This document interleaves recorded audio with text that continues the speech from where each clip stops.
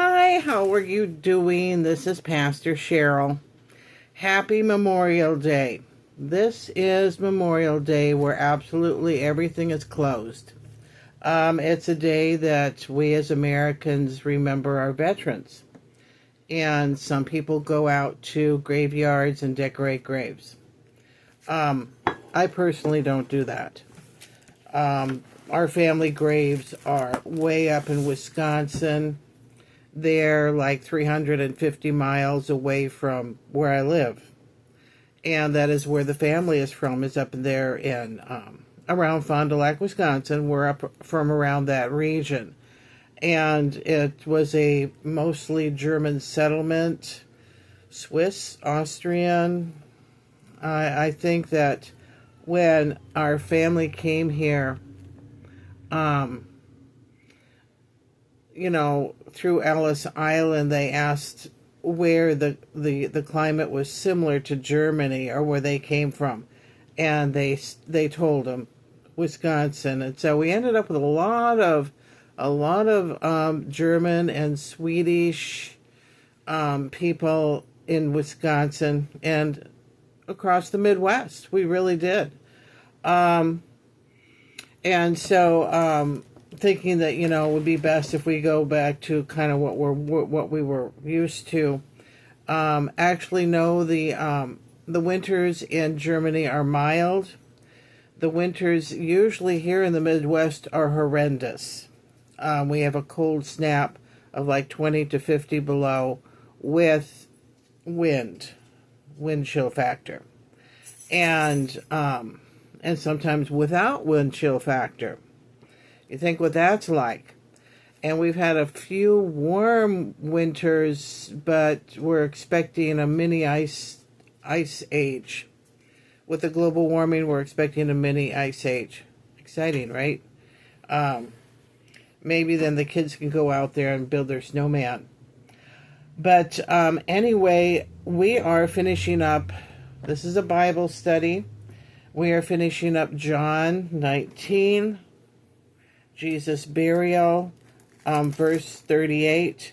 After this, Joseph of Arimathea, who was a disciple of Jesus, but secretly because of his fear of the Jews, asked Pilate that he might remove Jesus' body.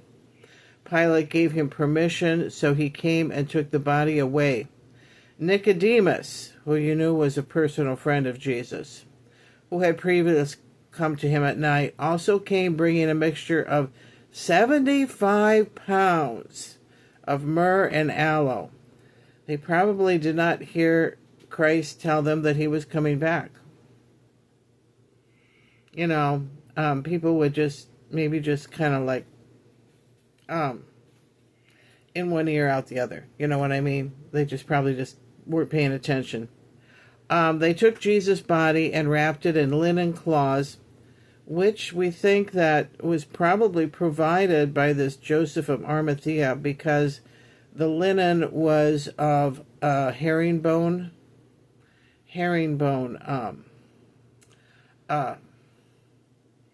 weave.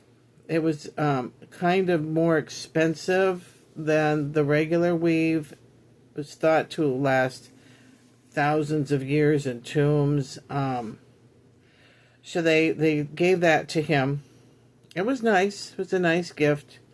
With fragrant spices, according to burial custom of the Jews. There was a garden in the place where he was crucified.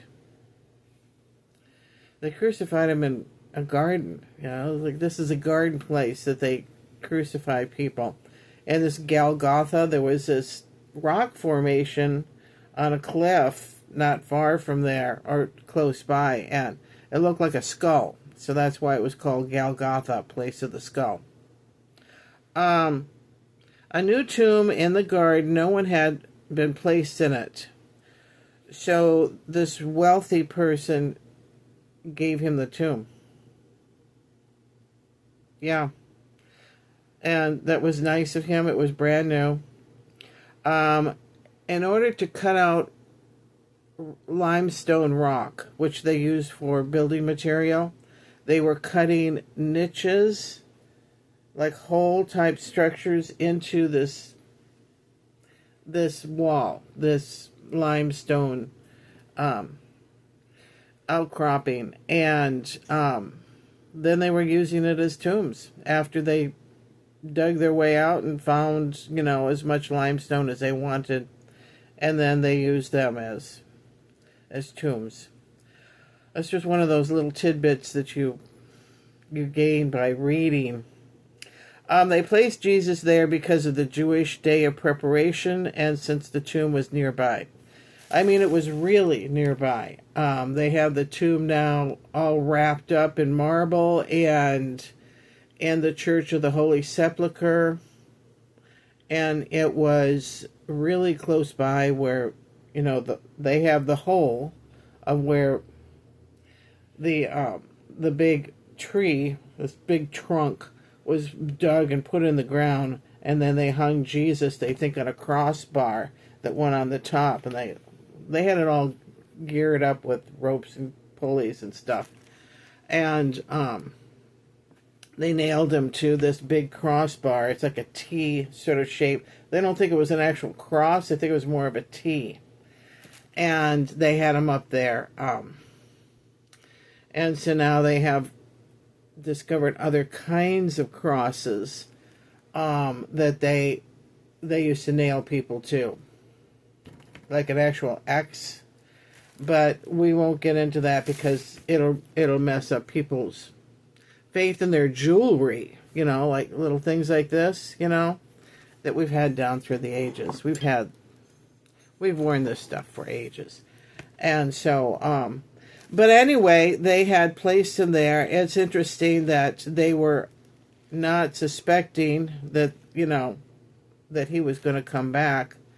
And his own followers were told. They were told that he was going to return. They were not, when he did, they seemed very surprised. And if I was there, I'd sit outside that tomb day and night and wait. I'd want to see that. So I want to see this. I want to see how he does it. Okay? How does he do this? I want to see it, But that's me. I'm very curious about everything. I've got this little scientific mind always going, analyzing everything. And,